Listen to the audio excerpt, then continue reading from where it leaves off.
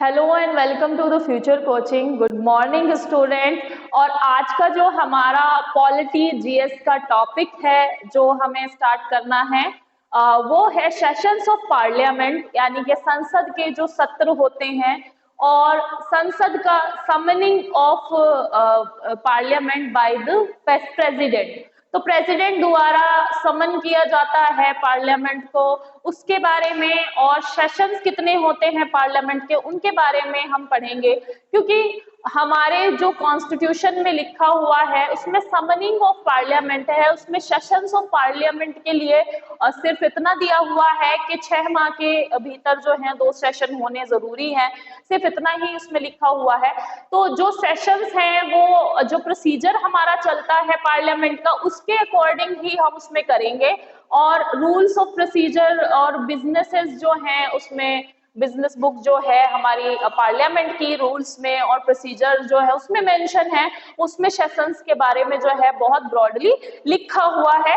तो जो कॉन्स्टिट्यूशन के आर्टिकल 85 में लिखा हुआ है समनिंग और प्रोरोगेशन जो है उसके बारे में भी और बाकी जो है सेशंस के बारे में भी हम करेंगे अभी आज की क्लास में। तो शुरू करते हैं। सबसे पहले हम लिखेंगे सेशंस ऑफ पार्लियामेंट और एक तरफ लिखेंगे हम समनिंग। तो सेशंस ऑफ पार्लियामेंट की अगर हम बात करें, सबसे पहले सेशंस ऑफ पार्लियामेंट।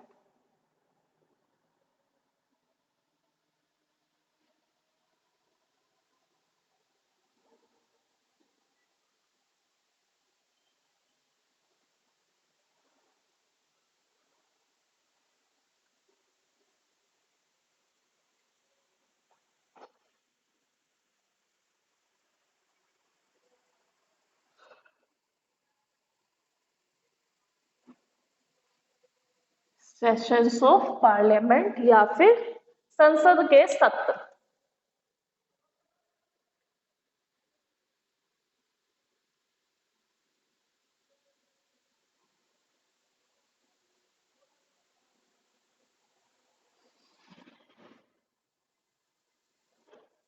संसद के सत्र। तो संसद के जो है मेनली हमारे कॉन्स्टिट्यूशन में 3 सत्र होते हैं। हमारे प्रोसीजर्स जो हैं पार्लियामेंट के उसमें 3 सत्र होते हैं और तीनों सत्र जो है ये बहुत इंपॉर्टेंट होते हैं। तो सबसे पहले हम अपने सत्र जो है वो मेंशन करेंगे एक फ्लो चार्ट की हेल्प से।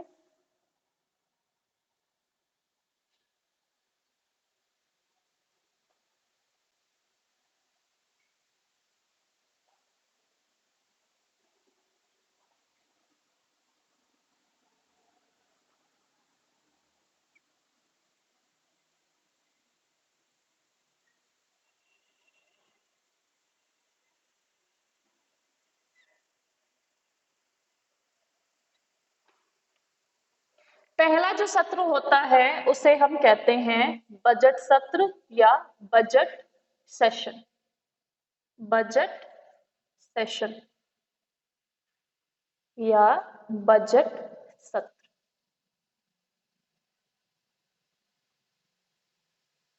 बजट सत्र। दूसरा है हमारा मॉनसून सत्र। मॉनसून सेशन या मॉनसून सत्र।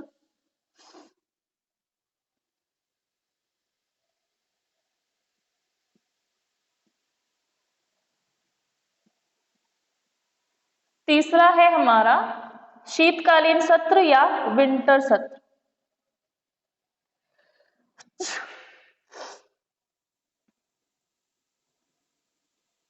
शीतकालीन सत्र या विंटर सत्र। Winter session. शीतकालीन सत्र। ये जो 3 सत्र हैं जो हमने यहाँ पर मेंशन किए हैं, पहला है बजट सेशन, दूसरा है मॉनसून सेशन, तीसरा है विंटर सेशन। तो बजट सेशन, मॉनसून सेशन और विंटर सेशन, इसमें जो है आपको बस टाइमिंग याद रखनी है क्योंकि मेनली टाइमिंग पर भी क्वेश्चन आता है कि बजट सत्र जो है ये कब से कब तक होता है। तो आप यहाँ पर लिखेंगे ये जो है पहला हफ्ता जो होता है फरवरी का, तो आप इसको वैसे एंड ऑफ द जैन से ही स्टार्ट हो जाता है, बट फिर भी आप इसे कन्वीनियंस के लिए जो लिखेंगे इसे 1 फरवरी से अप्रैल तक लिखेंगे, या फरवरी से अप्रैल, क्योंकि इसका जो है टाइम पीरियड जो है महीने के हिसाब से होता है, कोई एक पर्टिकुलर डेट मेंशन नहीं है। क्योंकि 1 फरवरी को जो है बजट प्रस्तुत किया जाता है, तो बजट सेशन जो है जनवरी के एंड से ही स्टार्ट हो जाता है और ये अप्रैल तक चलेगा। तो अब जो सेशन चल रहा है वो बजट सेशन चल रहा है और अब जो है ये अप्रैल तक चलेगा। बट क्योंकि अप्रैल में हमारे लोकसभा के इलेक्शन है, तो इसलिए अभी जो है ये सेशन पहले ही जो है डिसॉल्व हो गया है, मतलब ये जो सेशन है अब नहीं चल रहा है, उससे पहले ही जो है ये क्लोज हो गया है लोकसभा 17वीं लोकसभा का सेशन। तो मॉनसून सेशन जो है अब आने वाला है, तो ये कब से कब तक रहेगा? तो मेनली मॉनसून सेशन रहता है जुलाई से अगस्त तक। जुलाई से अगस्त डेट वेरी करती हैं, थोड़ा आगे पीछे हो जाता है कि जुलाई में भी ये end of the July start होगा या अगस्त में फिर सितंबर तक भी ये सेशन जाएगा, तो ये डिपेंड करता है पार्लियामेंट पर।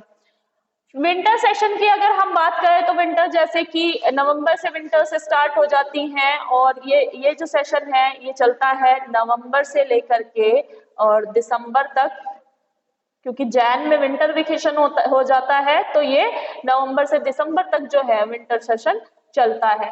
बस बाकी लेकिन इसमें ये भी प्रोविजंस है कि ये जो सेशन है जो पार्लियामेंट की 2 सिटिंग होंगी उसमें 6 महीने से ज्यादा का समय नहीं होना चाहिए और 6 महीने से कम का समय भी नहीं होना चाहिए। तो ये बात कहाँ पर लिखी हुई है? ये बात लिखी हुई है आर्टिकल 85 में। तो आर्टिकल 85 की बात हम करेंगे और यहाँ पर जो है इसमें हम पढ़ेंगे summoning of parliament. Summoning of parliament बहुत इंपॉर्टेंट है। Summoning of parliament bye the president. Parliament bye the president में लिखेंगे राष्ट्रपति द्वारा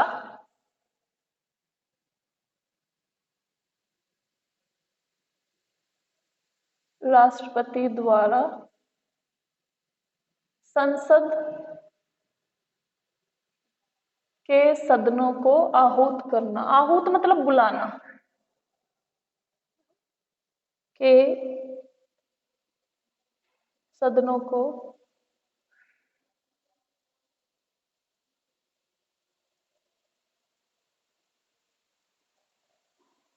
आहूत करना।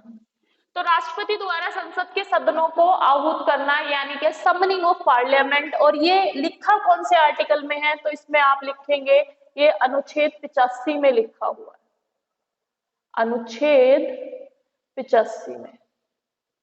तो राष्ट्रपति जो है टाइम टू टाइम जब भी उन्हें निश्चित लगे, जब भी उन्हें सही लगे, वो जो है पार्लियामेंट के सेशंस को बुला सकते हैं, उनकी बैठक को बुला सकते हैं। तो बेसिकली आपको इसमें जो है मेन जो चीजें हैं वो याद रखनी है कि समन किस किस टाइप के होते हैं, तो आपको उस तरह की जो है समन्स याद रखने हैं।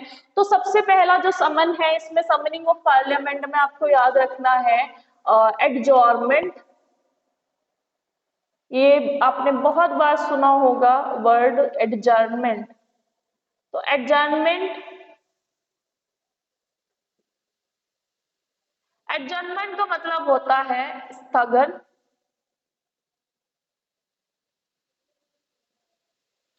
स्थगन तो स्थगन है और इसके बारे में हम इसी उसमें लिखते चले जाएंगे कि स्थगन का मतलब क्या है। तो स्थगन का मतलब है जब एक बैठक को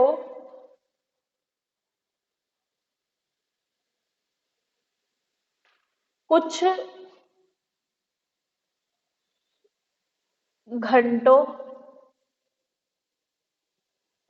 दिनों एवं सप्ताह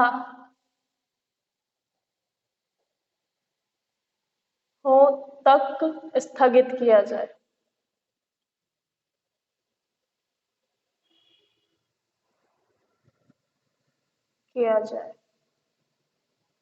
तो एडजर्नमेंट जो है यानी कि स्थगन जो है ये बहुत इम्पोर्टेंट सेशन होता है पार्लियामेंट में। एक इम्पोर्टेंट जो है समनिंग होता है, एक तरह से जो है ये एक तरह का टूल होता है पार्लियामेंट में, कि पार्लियामेंट में अगर कोई भी कार्य चल रहा है और उसमें किसी भी तरह की बाधा आई है तो उसको एडजर्न भी किया जाता है किसी निश्चित पीरियड के लिए। निश्चित का यहाँ से हमारा मतलब है कि कुछ घंटों के लिए, अगर वो बता करके कि इतने घंटों के लिए हम एडजर्न कर रहे हैं इस बैठक को, या इतने दिनों के लिए हम एडजर्न कर रहे हैं, सप्ताहों तक एडजर्न कर रहे हैं, तो ये जो है इसे हम कहेंगे एडजॉर्नमेंट। एडजॉर्नमेंट का मतलब है कि वो जो बैठक है अब एक निश्चित पीरियड के लिए क्या हो गई है, स्थगित हो गई है, और वो जब भी वो टाइम पीरियड पूरा होगा, यानी कि अगर उसमें मेंशन है कि इतने घंटे के लिए स्थगित हो गई है, तो पार्लियामेंट के दोनों सेशन फिर उस उतने घंटे के बाद, मान लो उन्होंने कहा कि 2 घंटे के लिए हम स्थगित कर रहे हैं, तो 2 घंटे बाद वो लोग फिर मिलेंगे उसी मीटिंग में, और वहीं से है प्रोसीजर जो है पार्लियामेंट का स्टार्ट होगा। फिर अगर दिनों की बात होती है तो वो कहते हैं कि 3 दिन के लिए हम स्थगित कर रहे हैं, तो 3 दिन बाद फिर से पार्लियामेंट बैठेगी और वही जो प्रोसीजर है जहां पर जिस बिल पे डिस्कशन चल रहा था वहीं से वो बात जो है आगे बढ़ेगी। फिर अगर इसमें हफ्तों का अंतर आता है कि सप्ताहों के लिए करते हैं, तो वो बता देंगे 1 वीक के बाद हम फिर मिलेंगे। तो इस तरह का जो है इसे हम कहते हैं एडजॉर्नमेंट। लेकिन एडजॉर्नमेंट से ही रिलेटेड एक और हमारा इसमें टूल है, उसे हम कहेंगे एडजॉर्नमेंट साइन डाई। एडजॉर्नमेंट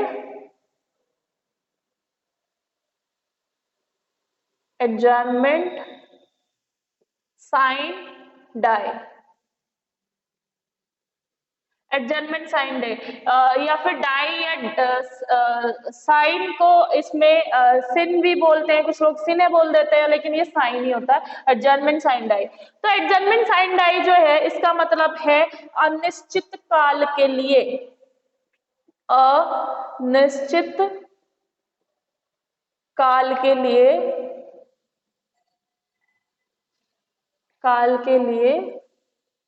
बैठक स्थगित करना।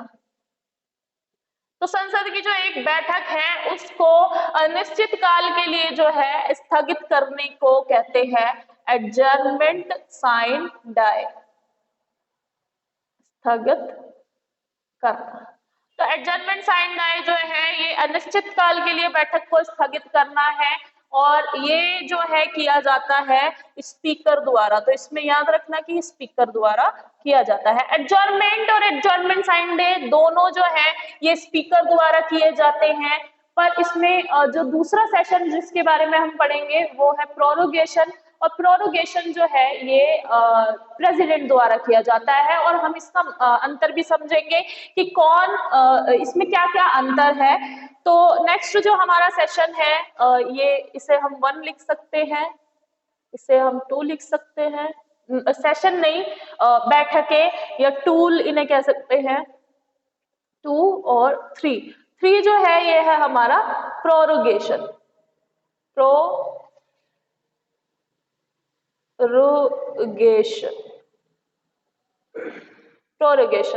प्रोरोगेशन का मतलब है सत्र अवसान, इसका मतलब है सत्र अवसान।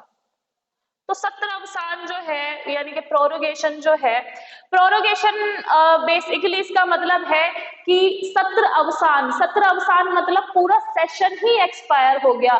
तो ये किसकी तरफ से किया जाता है, ये प्रेसिडेंट द्वारा किया जाता है। तो प्रोरोगेशन का मतलब सत्र अवसान।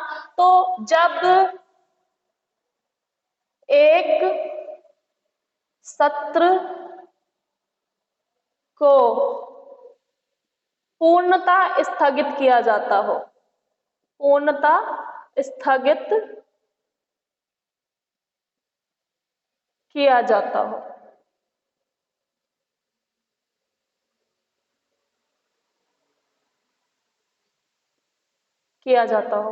तो जब एक सत्र को पूर्णता स्थगित किया जाता है तो उसे हम कहते हैं प्रोरोगेशन और सत्रावसान। और इसे ये कौन करता है, ये होता है राष्ट्रपति द्वारा। तो इसमें जो इम्पोर्टेंट आपको याद रखनी है बात कि ये कौन करता है, ये करता है राष्ट्रपति। तो राष्ट्रपति द्वारा जो है प्रोरोगेशन किया जाता है। अब नेक्स्ट जो है इसमें एक टूल है पार्लियामेंट में, इसे हम कहते हैं डिसोल्यूशन। डिसोल्यूशन तो डिसोल्यूशन जो है ये है संसद के सदन को भंग करना।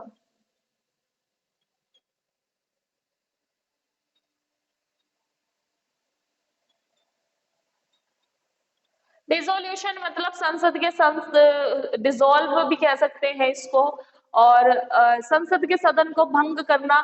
तो इसमें आपको मेन चीज याद रखनी है कि राज्यसभा एक कंटिन्यूइंग चैम्बर है, एक जारी सदन है, और राज्यसभा कभी भी भंग नहीं होता है, क्योंकि राज्यसभा के जो सदस्य हैं उसमें 1/3 सदस्य, 1/3 जो सदस्य हैं उसके वो हर दूसरे वर्ष जो है रिटायर हो जाते हैं, उनका री इलेक्शन होता है। और इस बात से ये जो है हमें अंदाजा रहना चाहिए हमेशा, ये बात हमेशा हमें याद रहनी चाहिए कि राज्यसभा कभी भंग नहीं होती। तो भंग कौन सा सदन होगा, लोकसभा भंग होगी। तो लोकसभा को जब जो है भंग किया जाता है तो उसे हम कहते हैं डिसोल्यूशन। तो संसद के सदन को भंग करना, तो ये भी किसके द्वारा किया जाता है, ये भी राष्ट्रपति द्वारा ही किया जाता है। और नेक्स्ट और इसमें एक लास्ट जो टूल है उसमें हम बात करेंगे कोरम की।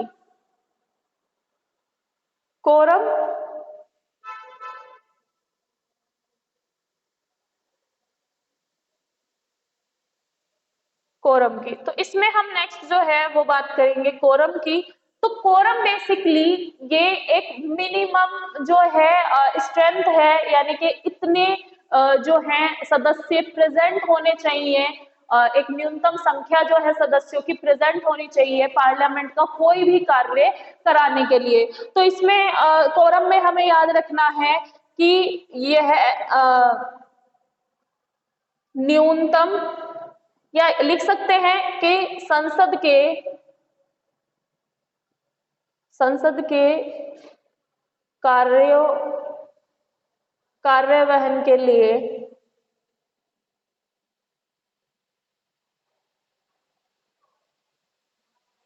सदस्यों की न्यूनतम संख्या, सदस्यों की न्यूनतम संख्या। तो कितने कितने सदस्य होने चाहिए, तो इन केस ऑफ लोकसभा हमें पता होना चाहिए कि कोरम की अगर हम बात करते हैं तो कोरम का मतलब होता है एक मिनिमम। तो लोकसभा के कंटेक्स्ट में अगर देखें तो करीबन टोटल जो जितने भी मेंबर हैं इसमें लिखा हुआ है कि 1/10 जो है वो प्रेजेंट होने चाहिए, 1/10 जो है इसका पार्ट प्रेजेंट होना चाहिए, यानी कि लोकसभा में 55 सदस्य कम से कम मिनिमम प्रेजेंट होने चाहिए। और अगर हम बात करते हैं राज्यसभा की तो 25 सदस्य जो हैं वो प्रेजेंट होने चाहिए किसी भी कार्य को चलाने के लिए। यानी कि इसमें आपको एक बात याद रखनी है कि जैसे कि पार्लियामेंट है उसमें कोई भी बैठक के लिए, किसी भी मैटर के लिए अगर 55 से कम सदस्य होंगे तो लोकसभा में कार्य नहीं होगा, यानी कि कोई भी बिल लोकसभा में प्रस्तुत नहीं किया जा सकता, किसी भी मैटर पे वहां पर डिस्कशन नहीं किया जा सकता। सेम एज राज्यसभा में 25 मेंबर होने जरूरी है, अगर 25 से कम होंगे तो राज्यसभा में भी वो कार्य नहीं किया जा सकता है। तो ये बात आपको याद रखनी है कोरम के कंटेक्स्ट में कि संसद के कार्यवहन के लिए सदस्यों की न्यूनतम संख्या जो है वो 1/10 होनी जरूरी है, यानी कि लोकसभा में तकरीबन 55 मेंबर होने जरूरी हैं और राज्यसभा में तकरीबन 25 मेंबर होने जरूरी हैं, तभी उन दोनों सदनों का जो है कार्य आगे बढ़ेगा। तो इसमें अब हम इनके कंपैरिजन की बात करते हैं कि समनिंग ऑफ पार्लियामेंट में क्या क्या। तो समनिंग ऑफ पार्लियामेंट का मतलब है कि राष्ट्रपति जो है वो टाइम टू टाइम जो है पार्लियामेंट के सदनों को समन करेगा, और इस समनिंग में जो है 6 महीने से कम नहीं होने चाहिए। यानी कि एक पार्लियामेंट की 2 सिटिंग अगर हो रही है, पार्लियामेंट की 2 सिटिंग के बीच में 6 महीने से कम का जो है वो नहीं होना चाहिए, टाइम नहीं होना चाहिए। और इवन सेशन की भी हम बात करें तो यहाँ पर 6 महीने में ही एक सेशन होना चाहिए। यानी बजट सेशन के बाद जब मॉनसून सेशन आता है तो कम से कम 6 महीने तक का समय बीच में होना चाहिए, उससे पहले बैठक नहीं हो सकती और 6 महीने से अधिक में बैठक नहीं आप बुला सकते, 6 महीने के अंदर ही आपको बुलानी पड़ेगी। तो समनिंग ऑफ पार्लियामेंट याद रखना है कि प्रेसिडेंट जो है राष्ट्रपति वो समन करते हैं, बुलाते हैं सेशन को, पार्लियामेंट के सिटिंग्स बुलाते हैं और 6 महीने से कम का समय उसमें नहीं होना चाहिए। तो इसमें हमने बात की एडजर्नमेंट की। एडजर्नमेंट को आप ऐसे समझिए कि जब एक बैठक को कुछ घंटों, कुछ सप्ताहों तक स्थगित किया जाता है तो उसे हम इस एडजर्नमेंट कहते हैं, यानी कि स्थगन। और एडजर्नमेंट साइन डाई का मतलब है कि अनिश्चित काल के लिए बैठक स्थगित करना, यानी कि वो बैठक बिल्कुल खत्म हो चुकी है। अनिश्चित काल के लिए मतलब जब टाइम ही नहीं दिया गया तो वो बैठक अब होगी ही नहीं, ऐसा माना जाता है एडजर्नमेंट साइन डाई में। तो एडजर्नमेंट में और प्रोरोगेशन में क्या अंतर है ये हमें जानना है। एडजर्नमेंट का मतलब है सिटिंग, यानी कि एक जो सिटिंग है, एक बैठक जो है उसको स्थगित कर दिया। यानी कि अब जो सेशन चल रहा है, मान लो आज एक बैठक हो रही है, उसको स्थगित कर दिया अगले हफ्ते के लिए, तो इसे हम कहते हैं सिटिंग को स्थगित करना। लेकिन प्रोरोगेशन का मतलब है सत्रावसान, यानी कि एक पूरे के पूरे सेशन को ही, यानी कि वो जो 6 महीने बाद एक सेशन हुआ, मान लीजिए मॉनसून सेशन को राष्ट्रपति ने क्या कर दिया, प्रोरोगेट कर दिया। यानी कि प्रोरोगेशन का मतलब है सत्रावसान, यानी राष्ट्रपति ने इसका सत्रावसान कर दिया, यानी कि पूरा का पूरा मॉनसून सेशन ही नहीं होगा। इसका मतलब ये है।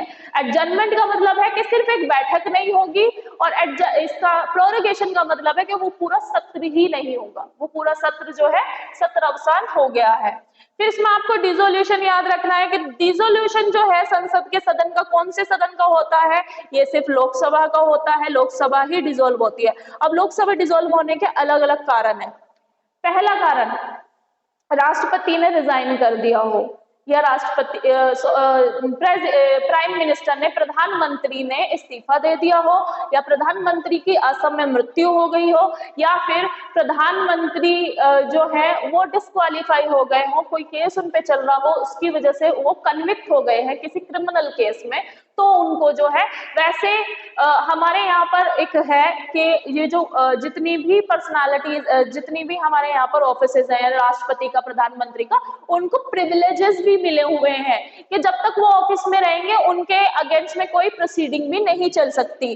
तो और एक और चीज है, अगर प्रधानमंत्री ने अपनी पार्लियामेंट में मेजोरिटी खो दी है, मेजोरिटी खोने का क्या मतलब है कि उनके जो एमएलए हैं, जो बहुमत चाहिए होगी उनको जो सरकार बनाने के लिए, वो उनके एमएलए रिजाइन कर गए या कम हो गए, तो तब जो है पार्लियामेंट डिसॉल्व हो जाएगी और 6 महीने के अंदर नए इलेक्शन जो है वो कराए जाएंगे।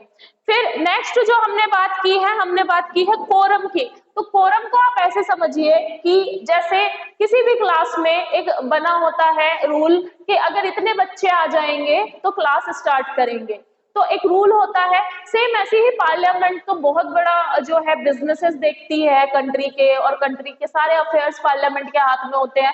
तो जब तक लोकसभा में टोटल 55 मेंबर ना हो और जब तक राज्यसभा में 25 मेंबर प्रेजेंट ना हो, तब तक इनका कार्य नहीं चलेगा। अगर उससे कम आते हैं तो कार्य होगा ही नहीं। तो कम से कम इतनी स्ट्रेंथ होनी चाहिए दोनों जगह कि 1/10 आपको याद रखना है, क्योंकि आर्टिकल जो है सिटिंग्स के लिए इसमें यही लिखा हुआ है कि 1/10 तो होने जरूरी है, यानी कि उसका 1/10 भाग जो है सदस्यों को होना जरूरी है। तो उसमें आप कोरम के हिसाब से याद रखेंगे। तो कोरम का मतलब है संसद के कार्यवहन के लिए सदस्यों की न्यूनतम संख्या। तो ये बहुत छोटा सा टॉपिक और बहुत इंपॉर्टेंट सा जो है हमारा टॉपिक है, जिसमें अनुच्छेद 85 में लिखा है समनिंग ऑफ पार्लियामेंट, ये आपको याद रखना है। एडजॉर्नमेंट के बारे में, एडजॉर्नमेंट साइन डाई के बारे में, प्रोरोगेशन के बारे में, डिसोल्यूशन और कोरम के बारे में। डिसोल्यूशन और प्रोरोगेशन एक जैसा लगता है लेकिन है नहीं। डिसोल्यूशन का मतलब है पूरा संसद का एक सदन भंग हो जाना और प्रोरोगेशन का मतलब है एक सेशन का भंग हो जाना। और सेशंस आपको याद रखने हैं, बजट सेशन फरवरी टू अप्रैल, और मॉनसून सेशन जुलाई अगस्त, और विंटर सेशन शीतकालीन यानी कि नवंबर से दिसंबर तक। तो अब इसमें हमने एक और मेन चीज करनी है जो कि हमारे प्रेसिडेंट के राइट्स हैं, स्पेशल एड्रेस वगैरह, तो वो हमको करने हैं इसमें।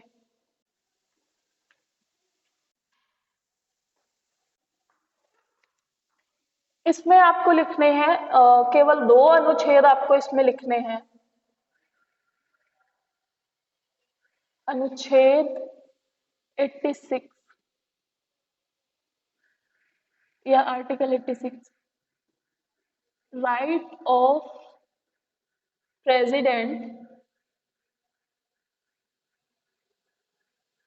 president to send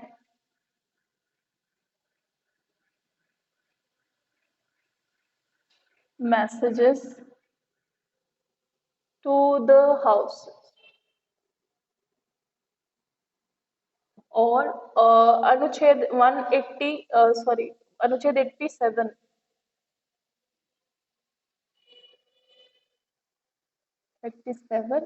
में लिखा है special address by the president.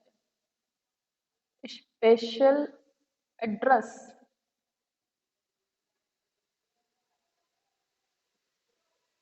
Bye the president. तो ये 2 आर्टिकल जो हैं आपको बहुत इंपॉर्टेंट है याद करने। और इसमें पूछा जाता है, जो मेन हमारा टॉपिक है जो इसमें है वो है स्पेशल एड्रेस।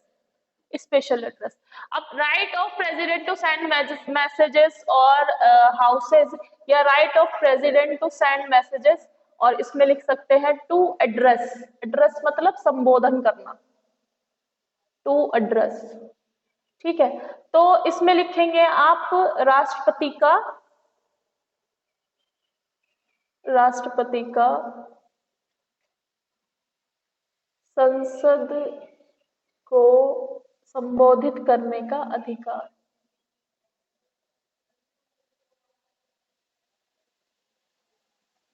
संबोधित करने का अधिकार,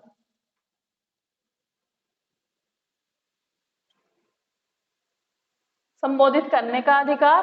और 87 में आप लिखेंगे स्पेशल एड्रेस। स्पेशल एड्रेस को आप कर सकते हैं विशेष संबोधन। विशेष संबोधन, विशेष संबोधन कब होता है? विशेष संबोधन होता है जब नव निर्वाचित लोकसभा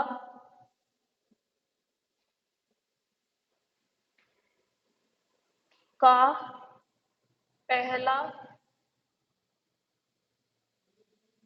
या प्रथम सत्र होता है।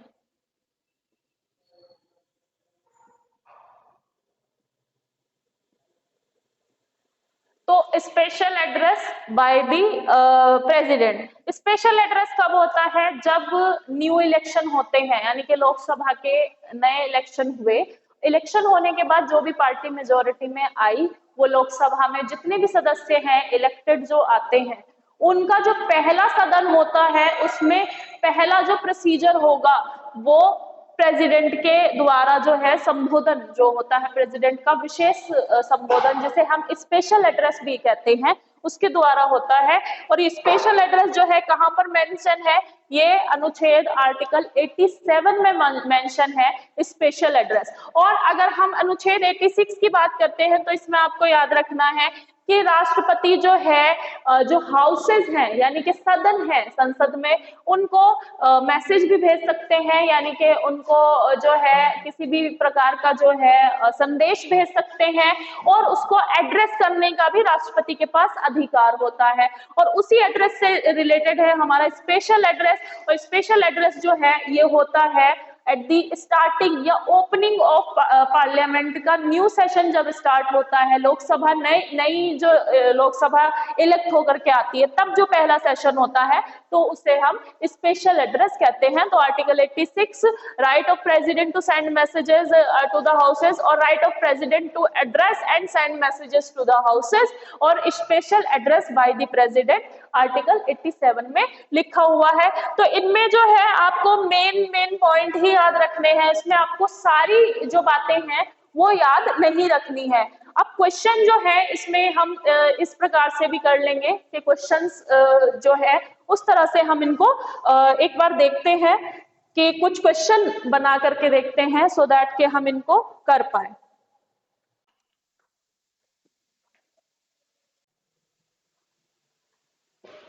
तो प्रश्न जो है आपके ज्यादातर जो है यूपीएसआई की अगर हम बात करते हैं या हम रेलवे की बात करते हैं तो आपके जो प्रश्न इस पार्ट से पूछे गए हैं प्रीवियस ईयर में, वो प्रश्न कुछ इस तरह से है कि बिल्कुल डायरेक्ट आपके अनुच्छेद से ही प्रश्न पूछे जाते हैं। जैसे कि पहला क्वेश्चन अगर हम देखते हैं तो पहला प्रश्न जो है इसमें हम देखेंगे कि राष्ट्रपति द्वारा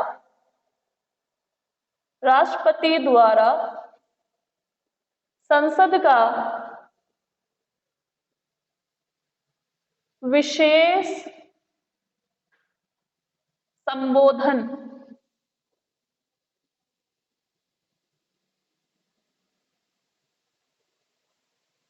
संविधान के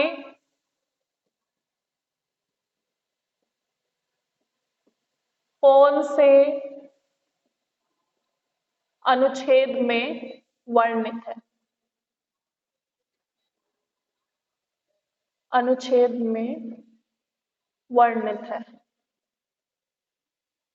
तो इस तरह का क्वेश्चन जो है आपसे डायरेक्ट पूछे जाएंगे और आपको इसमें याद रखना है कि जैसे कि राष्ट्रपति द्वारा संसद का विशेष संबोधन संविधान के कौन से अनुच्छेद में वर्णित है, तो विशेष संबोधन यानी कि स्पेशल एड्रेस जो है वो आपका आर्टिकल 87 में है। यानी कि आप इसमें जो उत्तर है जिस पे आपको टिक लगाना है वो है अनुच्छेद 87 यानी कि अनुच्छेद 87।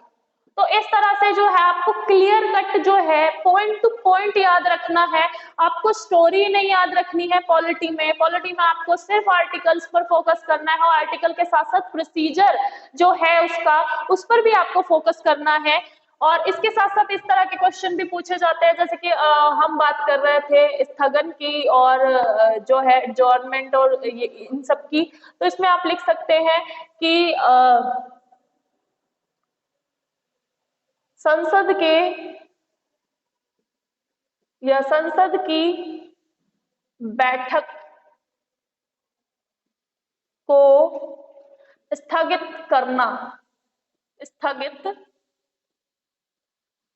करने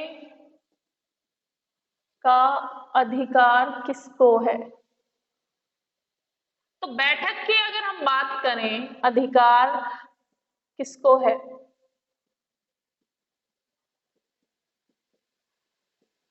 तो इसमें जो है बहुत बार हम कंफ्यूज हो जाते हैं कि प्रधानमंत्री को है या राष्ट्रपति को है या स्पीकर को है। तो अगर हम बैठक की बात करते हैं, एक सिटिंग की बात करते हैं, तो सिटिंग जो है उसका क्योंकि अध्यक्षता उसकी कौन कर रहा होता है, स्पीकर या अध्यक्ष, राज्यसभा के कंटेक्स्ट में अध्यक्ष और लोकसभा के कंटेक्स्ट में स्पीकर कर रहा होता है, तो उन दोनों को ही अधिकार है एक बैठक को स्थगित करना यानी कि एडजॉर्न करना।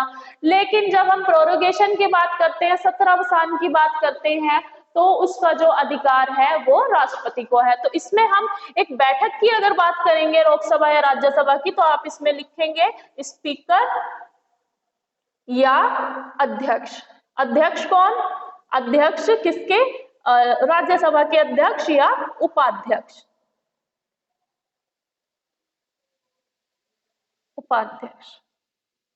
नेक्स्ट इसमें देखते हैं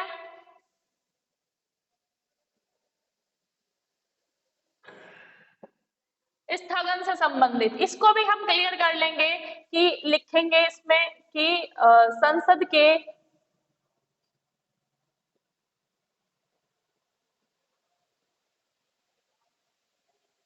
सत्रावसान,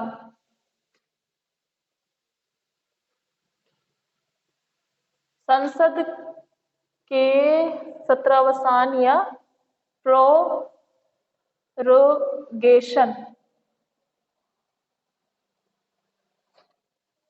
का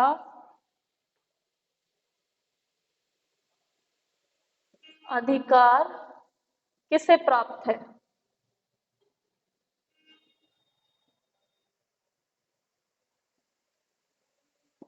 प्रोरोगेशन का अधिकार किसे प्राप्त है? तो ये जो अधिकार है ये प्राप्त है राष्ट्रपति को। यानी कि संसद की जो एक पूरा सत्र है, एक पूरा सेशन है, उसको जो है कौन प्रोरोगेट करते हैं या कौन उसको खत्म कर देता है पूरे सत्र को? तो राष्ट्रपति पूरे सत्र को जो है वो खत्म कर सकता है। खत्म का मतलब इन द सेंस ये पूरा सेशन जो है वो समाप्त कर सकता है। लेकिन अगर हम बात करते हैं कि संसद के सदनों को आहूत करने का अधिकार किसका है? संसद के सदनों को आहूत करने, आहूत मतलब बुलाने या फिर आहूत करने, समन करना, या फिर इसमें आप समन भी लिख सकते हैं। समन करने का अधिकार किसका है? जी, ये वाले नहीं थे सर, ये अभी हम नए पढ़ रहे हैं। आहूत करने का अधिकार किसका है? ये आपके नए में मिलेंगे। प्रोरोगेशन का मतलब, प्रोरोगी का मतलब होता है कि कोई जैसे कि सेशन चल रहा है, मॉनसून का सेशन चल रहा है और कुछ भी प्रॉब्लम लगी राष्ट्रपति को, तो राष्ट्रपति ने पूरा सेशन ही खत्म करवा दिया कि ये सेशन अब होगा ही। जैसे पहले दिन मिले, दूसरे दिन मिले और कोई ऐसी सिचुएशन आ गई या तो सदन में बन नहीं रही है या कुछ भी अनफोर्सिन कुछ भी हो गया, तो एक पूरा सेशन खत्म हो जाएगा। सेशन का मतलब कि पूरा, जैसे मॉनसून सेशन चल रहा है जुलाई से अगस्त, वो पूरा खत्म। अब जब संसद मिलेगी वो विंटर सेशन में मिलेगी। प्रोरोगी का मतलब ये है। और एडजर्नमेंट का मतलब अलग है। एडजर्नमेंट का मतलब क्या है कि स्थगित कर दी ये बैठक, बस आज की बैठक स्थगित हो गई 2 घंटे के लिए, 2 दिन के लिए, 2 हफ्ते के लिए। तो बैठक स्थगित होना अलग है, सेशन पूरा सेशन स्थगित होना वो अलग है। तो बैठक को तो स्थगित कौन करता है? स्पीकर या अध्यक्ष, क्योंकि राज्यसभा में कौन है? अध्यक्ष है, और वहां पर लोकसभा में स्पीकर है। लेकिन ये जो सत्रावसान होगा, प्रोरोगी होगा या प्रोरोगेशन होगा, ये राष्ट्रपति द्वारा ही किया जाएगा। यानी कि पूरे सेशन को जो है स्पीकर नहीं कर सकता खत्म, राष्ट्रपति ही करेंगे। तो राष्ट्रपति जो है वो सदन को कर सकते हैं। तो संसद के सदनों को आहूत करने, समन करने का अधिकार किसको है? तो ये हमने पढ़ाई है। आर्टिकल कितने में है समन करने का अधिकार? 85 में। इसे यही लिख लेंगे। सबसे पहले तो उत्तर में लिखेंगे, आर्टिकल 85 में लिखा है राष्ट्रपति करेंगे, है ना। समन कौन करता है, बुलाता कौन है सेशन को? राष्ट्रपति। और इसमें आप एक ये हम पढ़ेंगे बिल्स में, क्योंकि कल हम बिल के बारे में पढ़ेंगे कि बिल कैसे प्रस्तुत किए जाते हैं पार्लियामेंट में। तो आपको इसमें जॉइंट सिटिंग बार बार मिलेगा देखने को। जॉइंट सिटिंग तो सुना होगा ना, प्रेसिडेंट जॉइंट सिटिंग को की अध्यक्षता करते हैं, जॉइंट सिटिंग। तो जॉइंट सिटिंग की अध्यक्षता जो है वो प्रेसिडेंट करते हैं। और इसमें आपको लिखना है आर्टिकल 108। जॉइंट सिटिंग का मतलब भी यहाँ पर आप जान लीजिए कि क्या मतलब होता है जॉइंट सिटिंग का। जॉइंट सिटिंग का मतलब होता है जैसे कि किसी ऑर्डिनरी बिल पे संसद के दोनों सदनों में सहमति नहीं बन रही है। आपको पता है कि एक लोकसभा है, एक राज्यसभा है। लोकसभा ने कोई बिल पास करवाया और राज्यसभा को वो भेजा। राज्यसभा उस बिल पर सहमत नहीं है। ये राज्यसभा को लगता है कि ये बिल पास नहीं होने लायक है, इसमें कुछ ऐसी प्रॉब्लम है, और होता है, मतभेद हो जाता है।